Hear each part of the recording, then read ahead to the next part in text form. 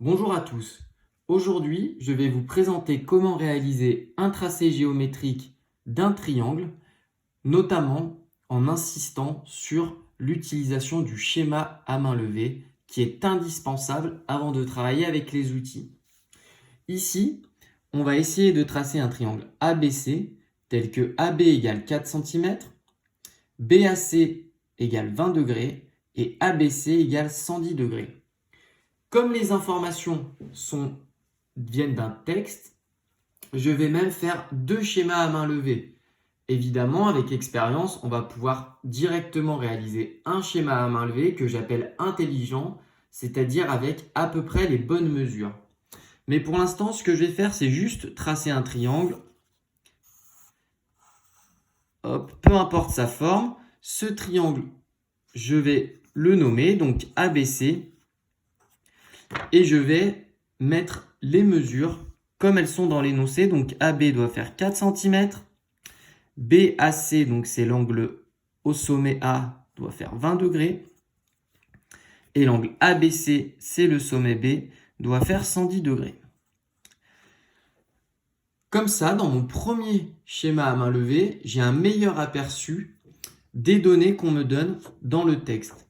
Puis je vais faire un deuxième schéma à main levée que j'appelle intelligent car je vais essayer de respecter l'ordre avec lequel je vais tracer avec mes outils et également les mesures du mieux possible, le 4 cm, le 20 degrés et le 110 degrés.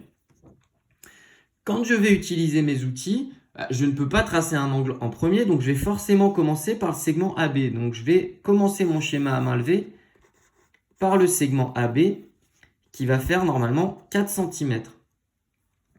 Ensuite, j'ai l'angle A de 20 degrés et l'angle B de 110 degrés. Peu importe, je vais commencer par l'angle A. Il doit faire à peu près 20 degrés. 20 degrés, c'est un angle aigu, un angle assez petit. Donc l'angle A va faire à peu près 7 écartements. Puis j'ai l'angle ABC, l'angle B, qui lui doit faire 110 degrés, plus grand qu'un angle droit. Donc à peu près 7 écartements. Et à l'intersection, ici, je vais avoir mon point C. Voilà, une fois que j'ai bien compris, sans mes outils, quelles vont être les différentes étapes de mon tracé, je vais travailler avec mes outils et en vraie dimension. Dans un premier temps, je vais donc tracer mon segment AB de 4 cm.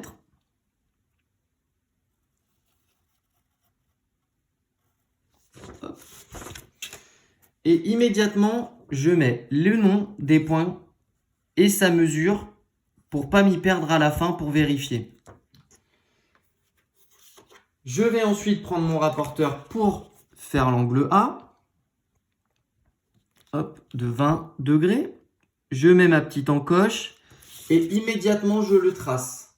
Comme ça, je ne perds pas mon point. Je trace mon côté. Alors là, ce côté, je ne sais pas sa longueur. Donc ce que je vais faire, c'est que je vais le tracer le plus grand possible. Puisque ensuite, c'est l'intersection de cette demi-droite et de celle qui va partir de B qui va me donner l'emplacement du point C. Puis comme pour le segment, je vais noter 20 degrés. Ensuite, à l'angle B, j'ai 110 degrés. Hop, je vais mettre ma petite encoche là-haut. Et puis, immédiatement, tracer l'angle qui correspond. Hop. J'ai donc ici au point B un angle de 110 degrés, c'est ce qui était demandé dans la consigne. Et donc à l'intersection se trouve mon point C.